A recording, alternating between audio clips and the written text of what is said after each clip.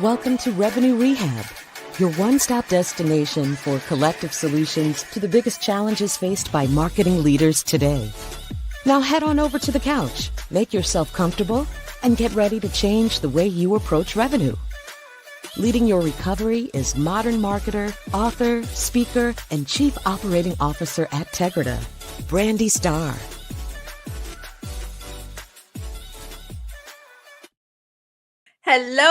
Hello, and welcome to another episode of Revenue Rehab. I am your host, Brandi Starr, and we have another amazing episode for you today. So everybody's chasing AI, but here's the brutal truth.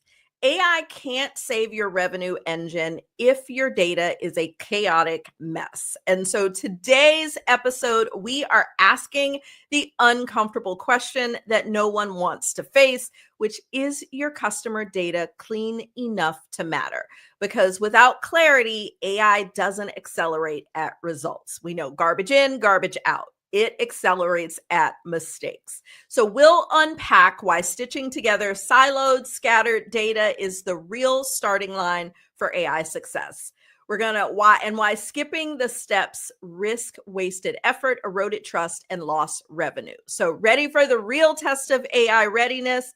Let's dive in. So today I am excited that I am joined by two phenomenal guests that are powerhouse revenue leaders pushing the boundaries of AI in go-to-market. First, John Williams, a fractional CRO helping startups and scale-ups accelerate growth through AI-driven automation. And second, Jonathan Moss, founder of the AI Business Network, a master at engineering intelligent systems that scale companies from pre-seed to Fortune 500. Gentlemen, welcome to Revenue Rehab. Your session begins now. Very good. Glad to be here. I am excited to have you both, and so much so we are going to just throw out the rules and skip buzzword banishment, and we are going to dive straight in because, AI is everything right now. You can't have any conversation with anyone at this point without AI coming up. And one of the things in the race for everyone to try to adopt AI as quickly as possible is most organizations are not really stepping back and figuring out, are they actually ready for AI? And you all wrote an amazing executive brief that resonated with me so much that I had to bring you guys to the couch so that we can really dive into this. So thank you so much for joining me and for writing such a, insightful, like it's short, only 5 or 6 pages, but you guys really hit on some key things and things that organizations need to think about. Well, thanks for bringing us on. Yeah, it was a great project to work on together because it's such a challenge that many face today. So thanks for inviting us to the couch. Awesome. Well, I will start with the first question. What's the most dangerous assumption companies make about data when they start pursuing AI?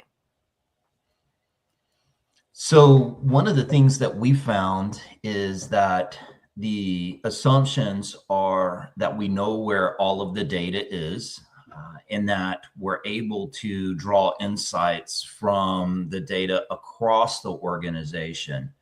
In practice, that ends up being that there are a few islands of heavily used information, and most of those specifically are around either the marketing ops stack or the sales ops stack, in the CRM, and then the exchange of campaign information back and forth.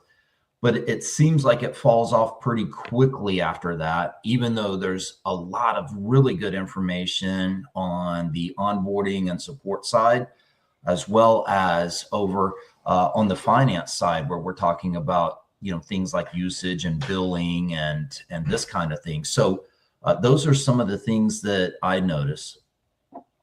Yeah, and I'll just add to that. And I think what ends up happening, the problems that you end up causing is what we called in the paper context debt.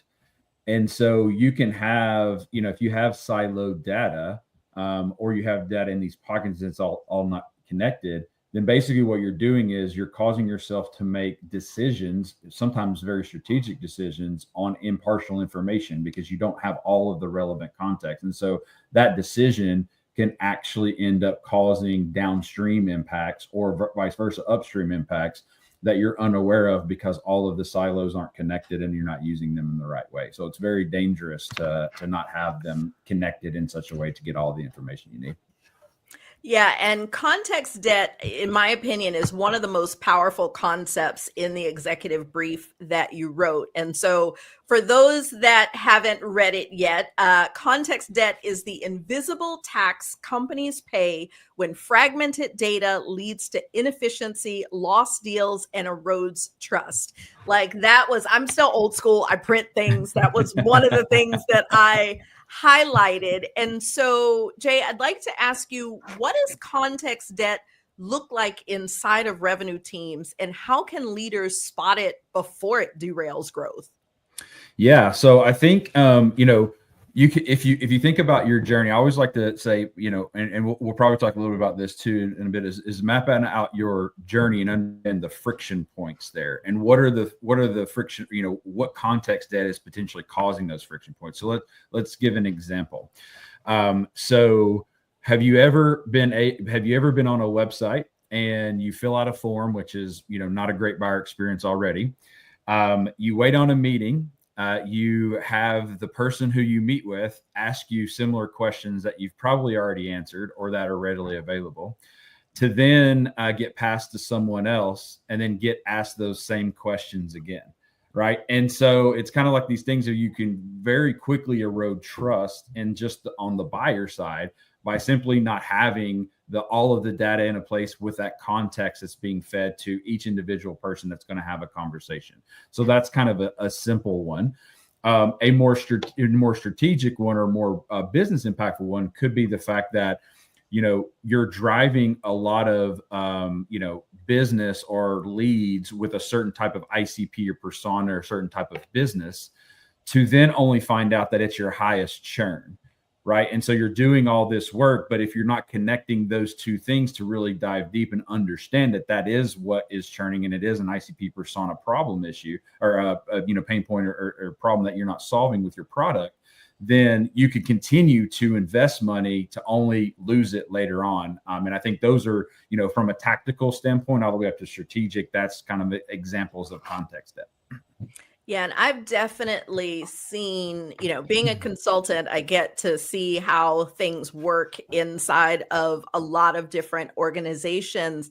And, bringing light to some of that context is one of the things that we've done. And a great example of that I share often is, we had a client that had a ton of content syndication vendors. I think there might have been 5, 7, how many were in there. And they were like, we got less money this year. We need to reduce the number of vendors. Let's pick, top 2. And they looked at cost per lead and number of leads driven. So how many net new contacts did they drive? And based on that data, they had chose, let's say, A and B. And we were like, there's not enough context there. Like, right. The what next? Like, how many of those not even turn into business? How many of those engage with you beyond that initial download? And so we then connected that data with what happened in their nurture campaigns. And we found that the top number 1 was total trash. Like, literally nobody that came from that source ever did a single thing with them again. So, like, yeah, you're getting a high volume at a low cost, but you're basically buying low cost trash. And there was one that had one of the higher CPLs and the volume was, meh. But when we looked, those people stayed highly engaged. And, the way their systems work, we couldn't totally track it all the way to revenue because there was some other data issues. But even just understanding that, it's like they were about to throw away their most viable lead source without that context yet. John, is there anything you wanted to add to that? Sure.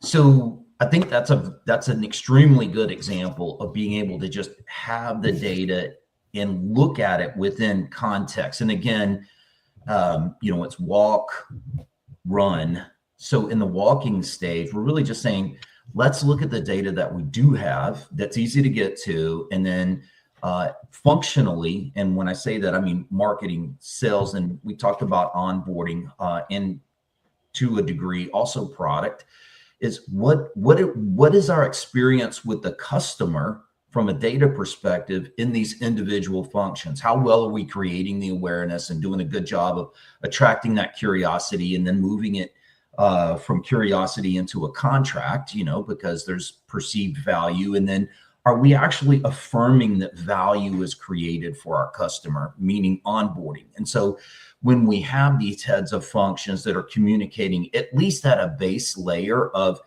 here's the experiences that we've had this month, this week, with this cohort of customers coming through, that enables and empowers all parts of the GTM engine, meaning that onboarding doesn't get surprised by some different types of customers that are coming in.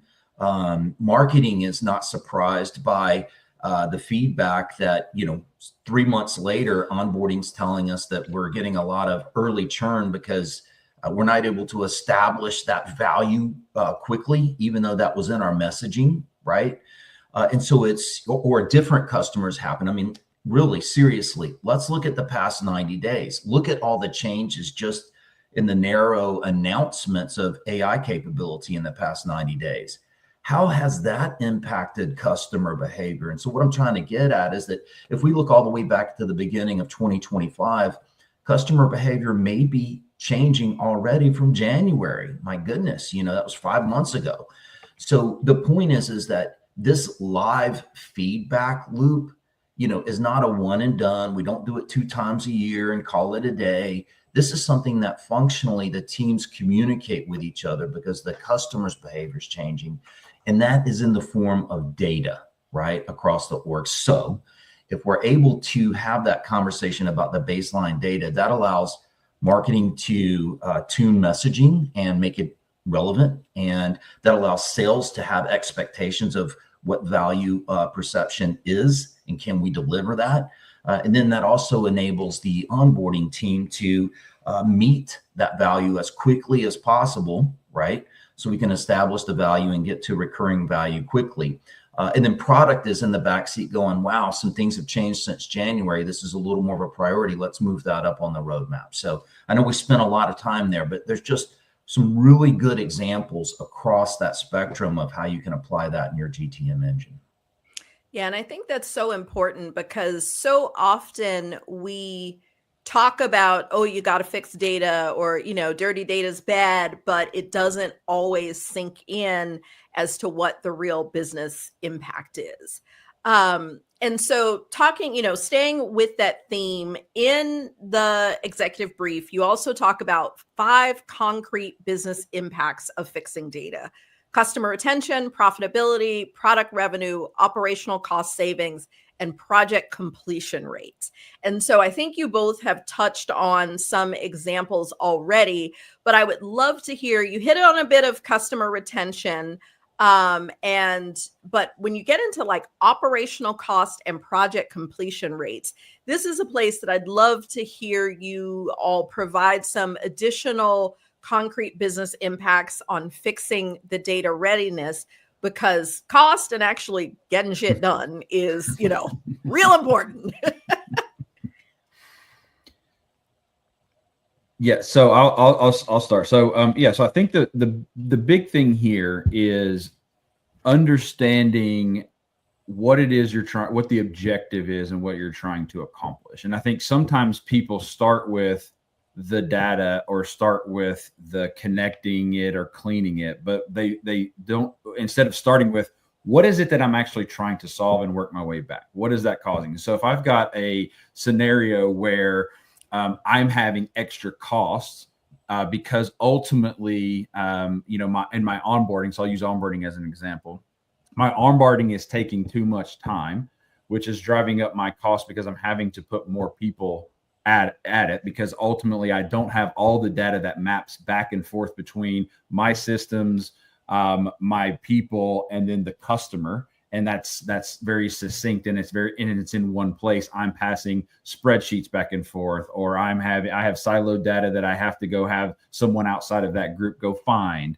And so thinking about it from the problem I'm trying to solve and the jobs to be done, I think is the key, because if you think about data, that is always going to be messy. You're never going to, there's not a world I don't think we live in to where every piece of data that I'm ever going to have in my business is going to be clean and in such a way that it's like, pristine, because that's going to take too much time and effort. And so really it's focus on the jobs to be done, the outcome that you're looking for, and then ultimately you can surgically take on what data do I need? How do I connect my silos? And then how do I use AI to be an amplifier of not only efficiency, but also effectiveness in that process? And I think that's the way that we would approach it. And then I can take cost out of the business, because ultimately I can have less people focusing on the data transfer and more people, going back to John's point, which is focusing on ensuring that my customer gets the impact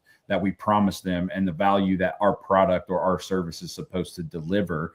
And that's better suited for us to focus them on that, because that ultimately that's going to keep our customer and reduce cost overall, because I don't need as many people to do that data transfer and process, if that makes sense. Yeah. John, anything you want to add? Yeah, I've got two practical examples. So in a client we had last year, there was a pile up between sales, pushing to close and hit revenue goals, doing a great job of getting customers signed up. And then just this giant bulge of onboarding is taking place across, a fairly small onboarding team, right? And so we basically have this high and a low of the customer's excited, they're ready to get going. And then, here we are, running into our first impressions, or that, it's just taking a while to get onboarded. And so one of the things that we were able to do, that the data was able to help us signal upstream, was to say, here are the planned projects over the next 60 days. So this is our onboarding schedule, and here's our capacity. And basically, we have 40% capacity to sell 3 weeks from now, right? And so this enabled the sales team to set expectations with customers, to so that it wasn't this cold shower shock, of it's going to take this long. And we ended up improving the win rate as a result, because the customers who ultimately had their own timeline they were trying to meet, right? Once they understood that in order for them to meet their timeline, they actually needed to be in that onboarding cohort 3 weeks from now, of which there was only 40% capacity available at this moment. And so it actually accelerated the contracting process, where they're like, yeah, I want to lock in because I need to be onboarded during that week. And so even that simple exchange between the onboarding team and the sales team to set expectations actually produced more than just the removing the friction out of the system. It helped in two different fronts. And so you don't have to get complicated. You just have to do, as Jay mentioned, is, just think about what is it that we're trying to do. We're trying to prevent this pile up that occurs after a great successful close of the month or the quarter. And then second to that, on project completion rates.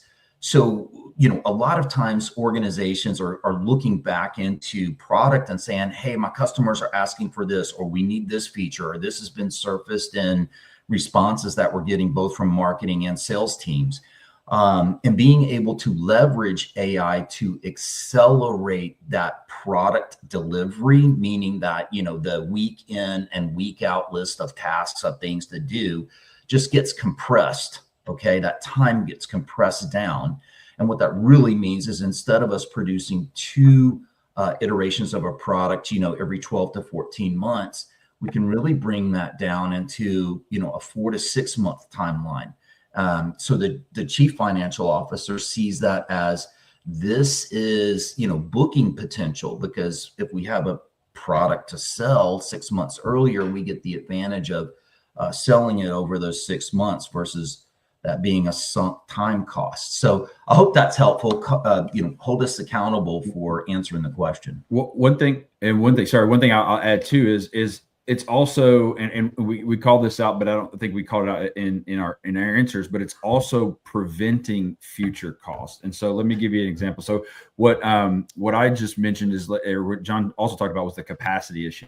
So you've got a capacity issue. What sometimes you have to do, you have to hire people to offload it if you've got a lot of got a lot of people onboarding. Or on the support side, if I'm growing my customer base, if I don't have some of these, if I don't have AI, if I don't have the data, and it's taking my support team a ton of time to research tickets, figure out how to solve tickets and things of that nature, what happens is the more customers I add, the more people I have to add to support.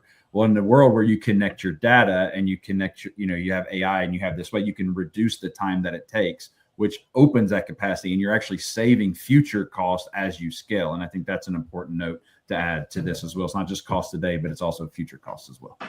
Yeah, I love that as well. And I definitely love the onboarding example, because that becomes such a win-win, because so often salespeople are trying to create a sense of urgency, and most of the time it's a fake sense of urgency. Yeah. Whereas that is a way to leverage your data to be really transparent with the client and create that urgency of, like, I'm not trying to push you to sign for the sake of signing. If this is your timeline, here's where we need to be. If that timeline's not important, then, we can onboard you at this other time. It puts that control in their hands and sets an expectation, because you may have some customers go, oh, actually, if we don't start till a month from now, that is better for us because, Jane is getting married and she's going to be out. There's all those things that we don't know.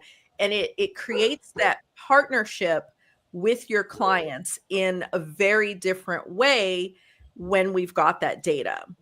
And so let's talk about ownership, because this is one of those things that, talking to people, I will talk to CMOs and they're like, yeah, I get it. Our data's a mess and I could do so much more if it was better, but not my monkeys, not my circus. And so where do you guys see that responsibility? So who owns the responsibility of stitching the data together? And why is that often unclear or overlooked? So I approach it this way. I think everyone is a steward of their own data, right? And I think they have to be owners of the data that they, have direct responsibility. And the reason is because ultimately they know the most about the data. They know, they typically know the tech stack that's giving the data. They have the business context and stuff like that. So for a marketer, if I'm thinking about the channels, if I'm thinking about the leads, if I'm thinking about personas and ICPs, I've got, those are the things that I'm focused on, my ads, my PPCs, my CPLs. I'm giving you a bunch of lingo, sorry, pay-per-clickers or cost per lead for the marketers out there. Well, actually in CROs too, you should know that as well. But ultimately you're a steward of your data, I think, number one, and you should own it. I think the connection piece, though, is an interesting question, because in my mind, that should be the RevOps team's responsibility. And the way that we've, the way that I've led RevOps team, I lead a RevOps team now.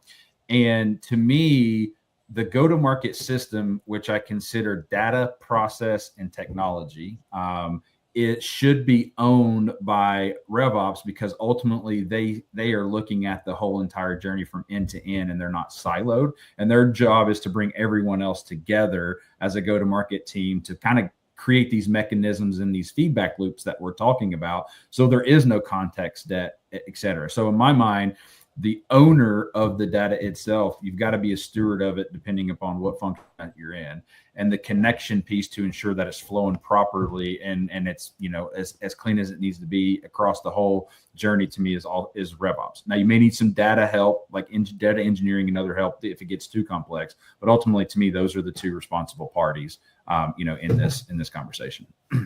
Okay. And where do most companies overestimate their readiness? in terms of AI, and what signals should tell them that they're not actually prepared? So I would say a big signal would be how quickly can you get an accurate answer to an operational question. And that question may be something to the effect of, what was our best performing set of customers in the past 6 months? And were they the same types of customers in the preceding 6 months? So we're talking about an aggregate over a year, right? And so the question's really about, has our customer type changed in the trailing 6 months? And to not get an answer on that reasonably quickly, and let's be realistic here, let's say that by next week we're going to present that information back to the executive team, and accurately, right? I think that would indicate a red flag, because even with a week's worth of work, that would be a scramble for many companies, right? To be able to answer a directional question such as that, right? And so I think that might indicate, hey, there probably is a need here. And Jay touched on it, that a revenue operations team is really a function like finance, legal, talent, marketing, okay? And it doesn't have to be as large as that, especially today. But we do need to have someone there to put the connecting wires together, if you will. And I think that that relates to this red flag of, if your heads of functions are busy performing their functional work and they just simply lack the calendar time to go perform these operational tasks like that, okay, then that would be a red flag for saying, we really need to promote this function within the organization. And that can be internally. It can also be externally. It's not like you have to do this inside. There's a wealth of resources outside of your organization who can come in and perform this task. And oftentimes that's a great option, because they know what they're doing, they know what they're looking for, and they're well-versed in how to put it together. And so those are some options for resources if you do have a red flag. Yeah, and it's funny, like something I almost never do, but shameless plug, that's actually what we do. It's so funny. So many people listen to Revenue Rehab and they're like, I don't actually know what y'all do, because generally I'm trying to share the learnings, but that is exactly why we exist, because talking to, we started purely as technology consultants way back 10 years ago. And what surfaced as the bigger need, I mean, people still need system admins and things for their tech, but what surfaced as the bigger need was exactly what you're saying. You've got executives, heads of functions who are running the function and running fast and doing all the things that their function is responsible for, and they can't answer those simple business questions without it becoming a project, not just, oh, this is a task for next week of like, let's put this on our Kanban, let's source some resources. And it's like, by that point, by the time you get an answer, everything's changed, or you've missed so much opportunity. So that orchestration, and I'm really glad you hit on that, whether it's internal or external, like that orchestration is the piece that I think so many organizations are missing and undervalue, like just ridiculously. Yeah, and I think this goes back to the point you make, is like, if people are going and they're running their functions and they're making these decisions, it goes back to the point, like they should be stewards of their data and understand what's driving the decision that they're about to make. And is it full, is it impartial, or do you have all the information? Because you want to be able to you don't want to also be in this decision, paralysis, where you can't make a decision because you don't have everything, because you need to be quick, but you also want to make sure that the decision that you're making is the most well-informed, with the data helping drive that decision, or at least drive the foundation of what the decision's being made on. So yeah, I think you've hit on this point a couple times in the conversation of, we're not looking for perfect. And one place that I do think AI is going to help is, being able to give us more complete pictures, because it can aggregate and analyze, so much faster and so much deeper than a human. But it is like the starting point is, let's do better than the basics. Like, let's not just look at data in a one-dimensional fashion. Like, let's at least add some layers to make an informed decision, even before we can get to those really robust, looking at all the factors you talked about, integrating like customer systems, finance systems. It's like when we've got all that data together, that's that like where, the magic really happens. But it's like, we gotta move in that direction first in order to be good enough to have the opportunity to get there.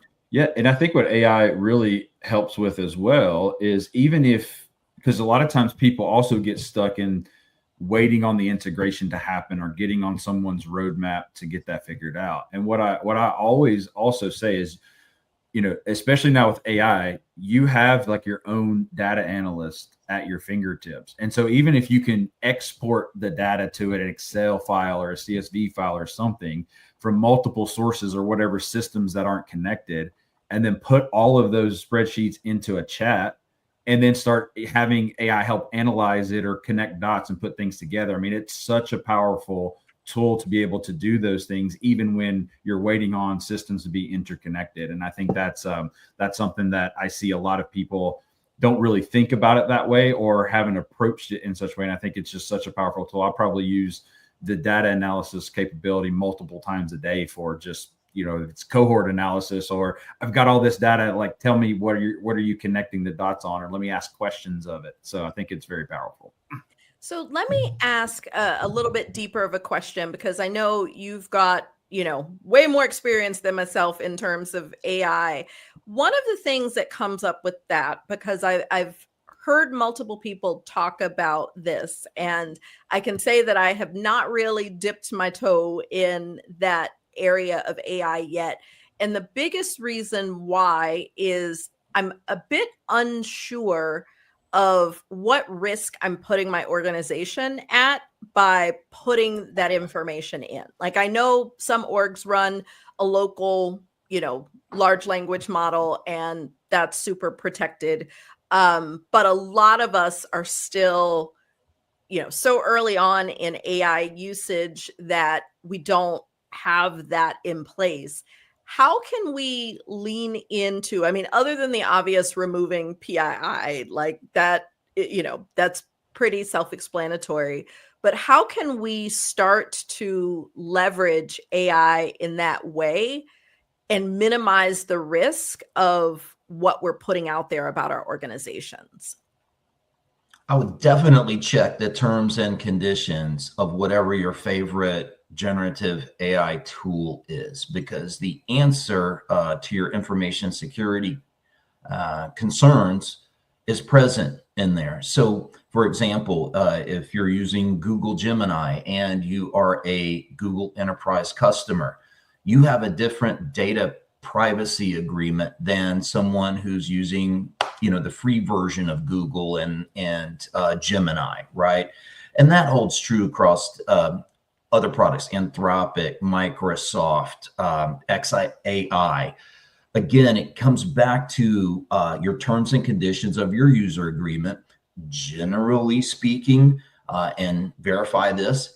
But if you do have an enterprise subscription with one of these very large providers, my experience has been that your data privacy folds under the larger enterprise data privacy agreement. And so, in the same reason that Google's not interested in reading your corporate emails, to send you ads, whereas they may be interested in doing that for your personal account, you're protected in that way. So definitely take a look at your terms and conditions there.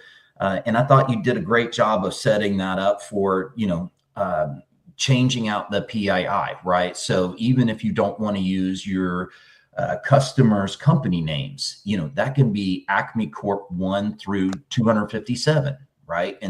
And these types of things. So with today's data manipulation tools, Jay covered that just now in Excel, it's very easy to go ahead and just change out personally identifiable information in your original data set, and then just change that.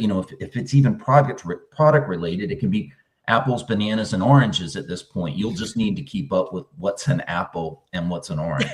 But the entire point would be that if that information were released in the wild, it really would not be advantageous for someone else, just other than there's some analysis of fruit that's been done on the internet. So I love the way that you position both of those things, because I do think an on-site generative AI model is a little more of a complex starting out of the gate solution than being able to leverage these tools that are immediately at hand. Yeah, and I'll say the companies have come a long way since 2022, 2023 on a lot of these privacies, and to John's point, if you have Teams accounts or an enterprise, you typically know that your data is safe by the terms and conditions. And even on the consumer side, even if you have your own personal information or own personal account, you actually have now more control where you can turn things on and off. Do you want it to store your data? Do you want it to train the model on your data? They even have temporary chats if you want to go even extra. Don't train it on a model plus a temporary chat that goes immediately away once I'm done with it. So they're definitely aware of this, and I think you're right to have this question, because it's been one for ever since the conception of it. And I think that that what John mentioned and those types of things are I think they put a lot of safeguards in place now to help kind of get over this. Okay. And so my last question, and you guys have talked about crawl and walk a bit throughout the conversation.